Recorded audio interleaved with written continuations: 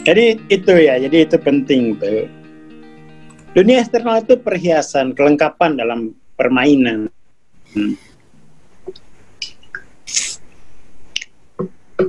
Dalam istilah apa kajian-kajian maya itu bungkusnya gitu loh.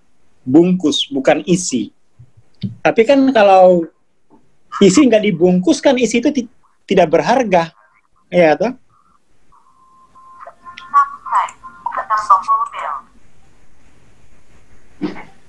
Iya, kalau dalam kajian-kajian maya itu dunia eksternal itu disimbolkan, dimetaforkan sebagai bungkus. Kalau isi nggak dibungkus kan nanti nggak berharga tuh. Begitupun kalau bungkus nggak ada isinya, itu Zong. zong gitu. Persoalannya sebenarnya adalah progresif kesadaran itu lambat gitu loh. Sehingga kemudian tuh ada dua persoalan dalam memahami dunia eksternal ini. Lambat, yang kedua tuh menganggap ini satu-satunya realitas. Itu berarti dia mengingkari yang ini. Kalau yang lambat tuh dimaklumi lah. Tapi kalau yang mengingkari itu menantang posisinya tuh. Jadi dunia eksternal itu terhubung dengan diri kita lewat emosi dia. Jadi sebenarnya mampu melampaui emosi sendiri, terutama kesenangan ya. Kalau penderitaan kan ya kita tidak suka, tetapi kita diikat oleh penderitaan. Suka nggak suka jadinya. Tapi biasanya manusia itu mudah terjebak pada kesenangan. Di situ persoalan untuk di sana. Kenaifan, naif manusia itu dalam kesenangan tuh. Dia naif.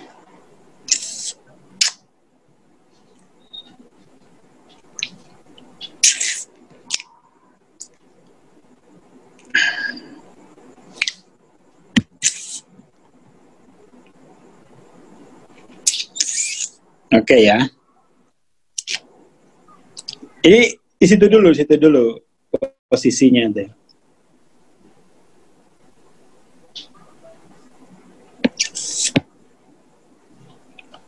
Ini nanti saya jadikan bahan YouTube saya untuk besok.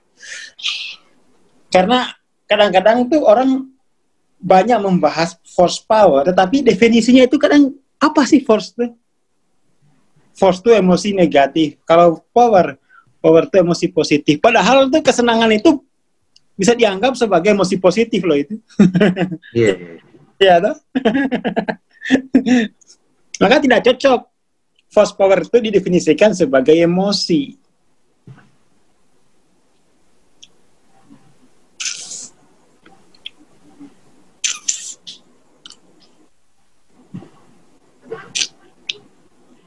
Ya kesenangan itu emosi. Maka kemudian di power itu tidak boleh didefinisikan sebagai emosi, tapi sebagai makna, meaning.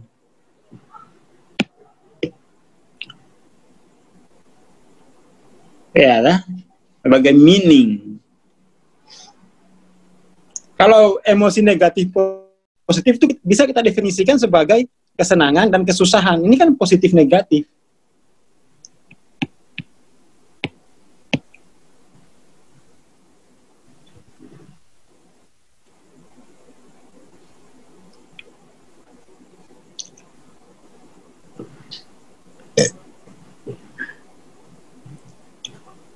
Ya itu dulu. Ya enggak lah, Bu. Ini kembali lagi ke ini Iwan Gunawan, kembali lagi ke definisi MOC itu apa gitu loh. Jadi jangan dilupakan pelajaran jangan konslet. Definisi pertamanya itu MOC itu apa?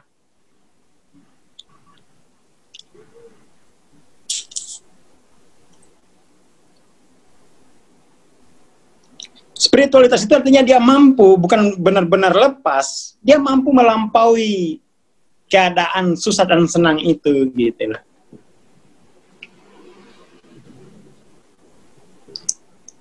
Dia tidak akan benar-benar lepas, gitu loh. Karena itu adalah kelengkapan, tetapi dia mampu lampaui.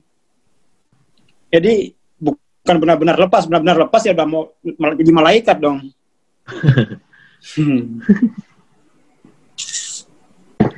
Jadi ini hati-hati membuat definisi. Kita tidak akan benar-benar lepas, tapi kita bisa melampaui kalau di situ. Kita punya energi besar untuk melampaui itu, gitu.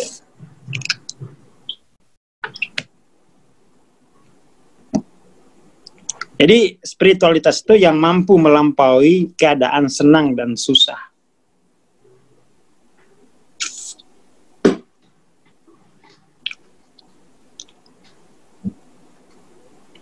Itu ininya, definisinya. Persoalannya adalah dulu terjadi apa?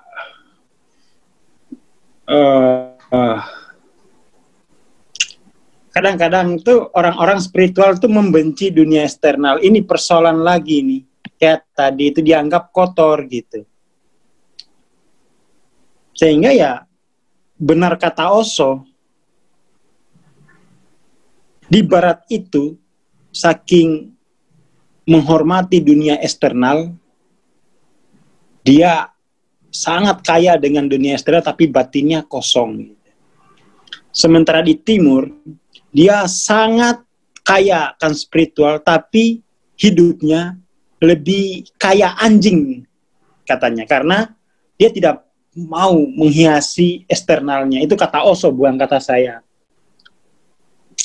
Jadi Osho itu mengutuk juga orang-orang spiritual yang melepaskan perhiasan eksternal gitu. Itu Osho ya, salah satu guru spiritual yang cukup terkenal itu.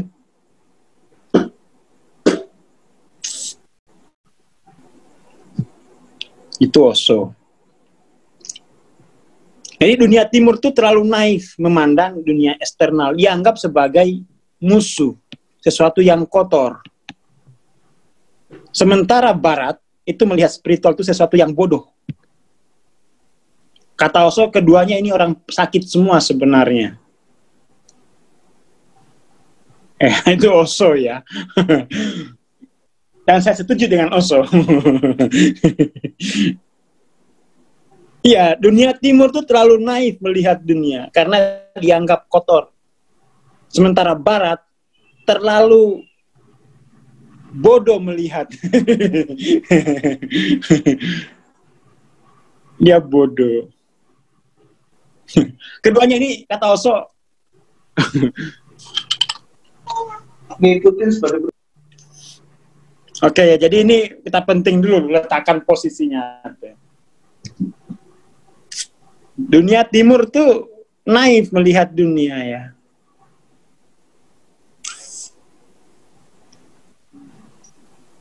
Ya, itu dunia barat itu dianggap satu-satunya kemuliaan.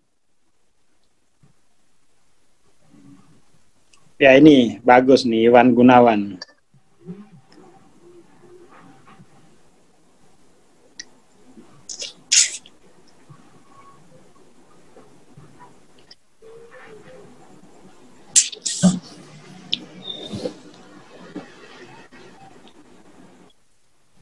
Ya, karena kurang ilmu, itu aja jawaban yang pas. Karena dia tercerahkan. Karena tidak tercerahkan dia. Maka kemudian tuh dunia timur juga mengalami apa maksud? Sebenarnya apa maksudnya barat dan timur tuh apa, merujuk ke apa? Barat dan timur itu tidak merujuk ke geografis, dia merujuk ke sebuah world view gitu, cara pandang.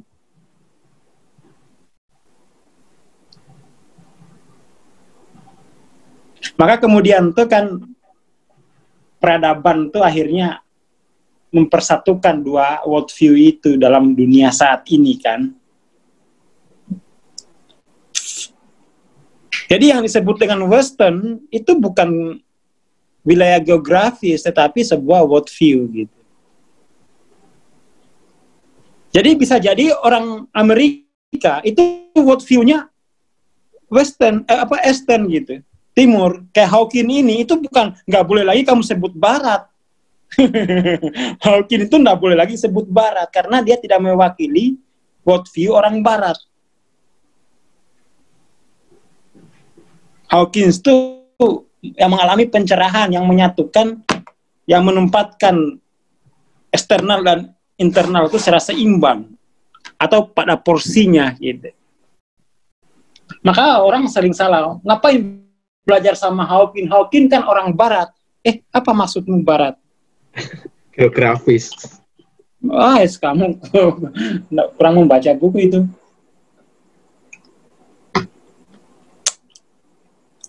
Ya, ada. Seperti itu.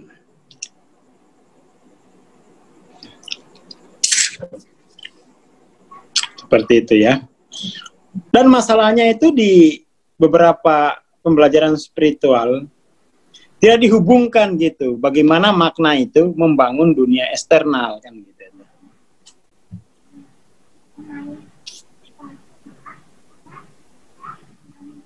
Jadi dalam kajian kesadaran Hawking, dia mempresentasikan sebuah worldview baru, ya, bahwa harusnya dunia eksternal itu dibangun di atas makna.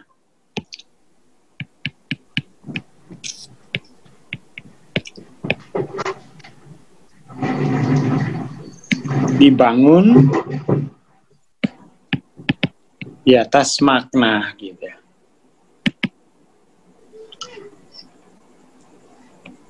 Itu sebuah cara pandang yang seimbang ya.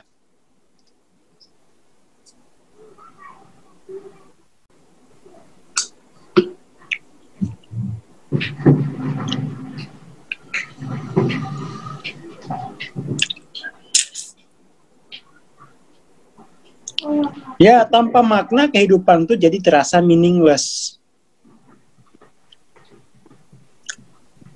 Tanpa makna, manusia itu dia akan depresi.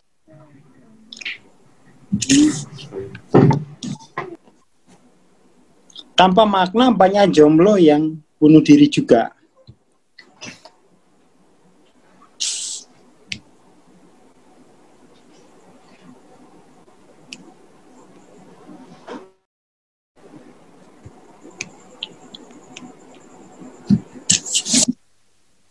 Jadi artinya, ya meaningless itu tidak hanya menimpa para orang-orang kaya, jomblo itu justru banyak meaningless kalau dia belum belajar ilmu kayak gini gitu. Siapapun manusia, mau jomblo, mau apa, kalau tanpa makna dia akan depresi. Depresi itu kan sebenarnya kehilangan makna hidup dan makna diri, Ibu.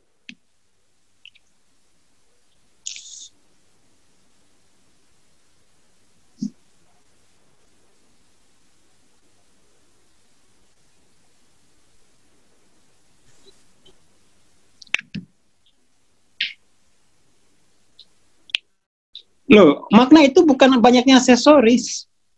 Kenapa ditabrakin lagi ke aksesoris? Kembali lagi ke sini deh.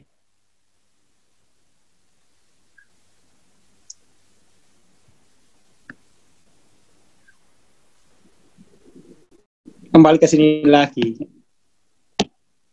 Makna jangan di apa? Ya makna gitu. Aksesoris di sini tempatnya. Makna di dalam. Aksesoris itu di luar, makna itu dalam batin.